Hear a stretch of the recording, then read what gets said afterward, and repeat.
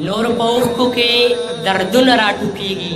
د ځیګر سلیکې مې ولې نه ودرېږي یو سړی دی لیونی رانه جوړ که یو سړی دی ماښامونه ترې تاویږي یو سړی دی لیونی رانه جوړ که یو سړی دی ماښامونه ترې تاویږي ما وجود خدای خبر چرته کې پرېښودی دا چې څومره رانه مخکې وروستو کېږي ما وجود خدای خبر چرته کې پرېښودی دا چې څومره رانه مخکې وروستو کېږي زما خدایه نور مې ځان ته رانږدې کا دا زړګی مې ډېر په تا پسې خوږېږي زما خدایه نور مې ځان ته رانږدې کا دا زړګی مې ډېر په تا پسې خوږېږي چې فکر په لفظونو کې راغونډ کړو د محبوب احساس په ځای کله ودرېږي یو نظم به ووایم چې زه چې واپس راتلم په لاره مې دا سوچ کولو زه چې واپس راتلم په لاره مې دا سوچ کولو چې تربیت کې مې کمې سو تاسه کړی وو تا خو خرامه روټۍ ما باندې خوړلې نه وه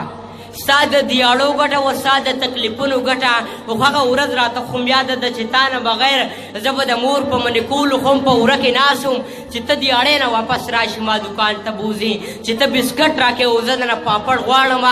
زه ستا په بار بار منې کولو منې کېږم نه زه چې الټه پلټه چپلی په خپو کې واچوم ته یې راته سمې کې او زه یې واپس بیا خطا کړم بیا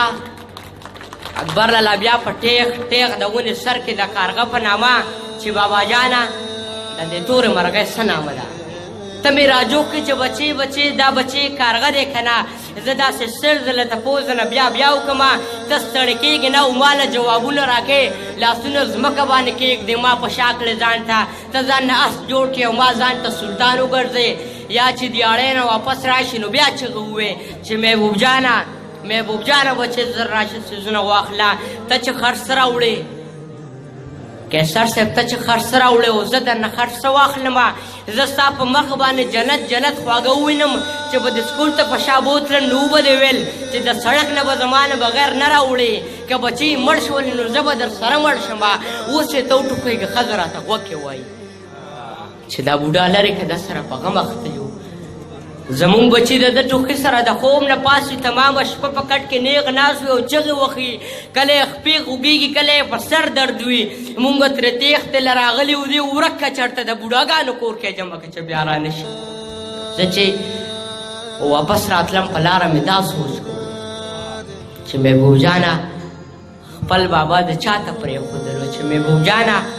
هغه اس چې چېرته پرېښودلو هغه چې تا و بسکټ نه غوښته او پاپړ غوښتلو هغه چې تا ته په وړه ژبه خبرې خولي هغه چې تا ته به یې ویل چې دا کارغه دی که نه محبوب هغه پلار د اوس د بوډاګانو کور کې د کارغه ټیخ ټیخ ته یوازې ځان له پرېښودلو